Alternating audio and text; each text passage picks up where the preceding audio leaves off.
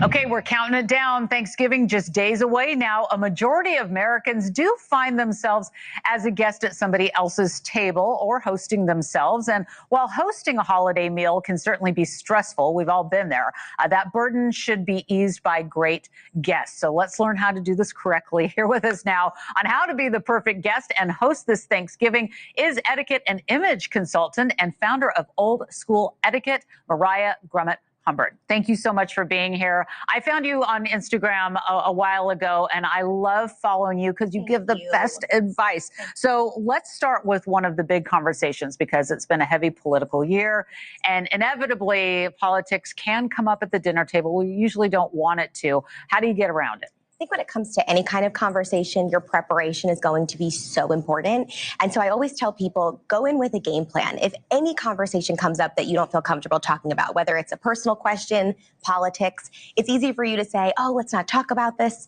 right now. Let's table this for another time. But you want to keep control of the conversation. Mm-hmm. So in that case, you want to use a phrase to help you change the subject right away. So I would say, you know what, I don't want to talk about this right now, but I meant to ask you, I'm doing a movie marathon of holiday movies. Do you have any suggestions? Oh, that's so good. What I did in that sense is I took back control of the conversation by totally switching the subject right away. Yeah, that's a good one. That is a good one to keep in mind. And also something to keep in mind is never coming to somebody's house empty-handed. I've been teaching my son that. I said, we always come with something, no matter where we go.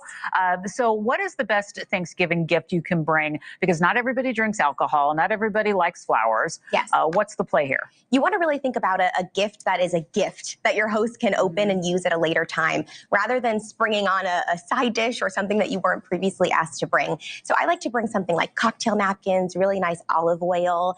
If you know your host really likes something specific, bring it to them with a thank you note and make it feel like a gift, something they can open at a later time and enjoy as a token of your appreciation. And what do you say to people when you give it to them? And do you give it to them in a bag or a basket? Because then there might be other guests who didn't bring something. Yes, and that's exactly why I advise people not to bring flowers in plastic, because that, requires your hosts to now step away from their other guests, take the flowers out of the plastic, tend to them right away. So instead, nicely wrapped with a note so that it's very obvious that they can take it and bring it and open it another time. And what is another top tip? How can you be a good holiday guest? We can think about what we can do even before we get to somebody's house, right? So making sure that you're RSVPing, even if it's a family, family member's home where you think, oh, I don't need to tell them whether or not I'm coming. It's kind of obvious. They need that preparation. So letting them know that. And then the big one is not to arrive early. You want to arrive on time. Please. Yes, on time or within 10 to 15 minutes of the start time to allow your host to put, all the finishing touches on their event. I know that you cover a lot of different holidays, a lot of different party etiquette, but do you think when we think about holidays, is Thanksgiving really the greatest American holiday? I mean, it is centered around gluttony and football and shopping, usually no gifts. What do you think?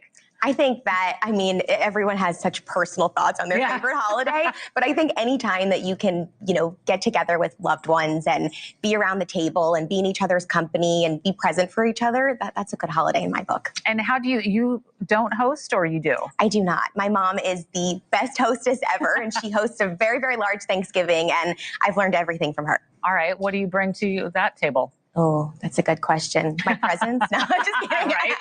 My help in the kitchen, hopefully. Yes, that's good. And it's always nice. So how do you feel about people going into the kitchen and saying, let me help you clean dishes? Some people like it, but not everybody does, right? This is such a good point, Laura. So I always offer, what can I do? How can I help you? But the most important thing is to respect your host's wishes. Mm-hmm. So if they say, I really don't need help, thank you so much, or I'll take care of this later, respect their wishes, follow their lead, and take a step back in that sense, but always offer a helping hand. That is so important. Thank you so much. I'm so glad to see you, and happy holidays. Look how festive we look with the red and the green. Thank you so much. I hope that you'll come back and talk to us maybe about the holidays at the end of the year and New Year's, all that. Mariah Humbert, thank you very much for joining us today. We'll talk soon. And don't forget to follow her on Instagram because she always has great tips. Thank you. And stay with us. We have a closer look at the stories News Nation is tracking in the week ahead.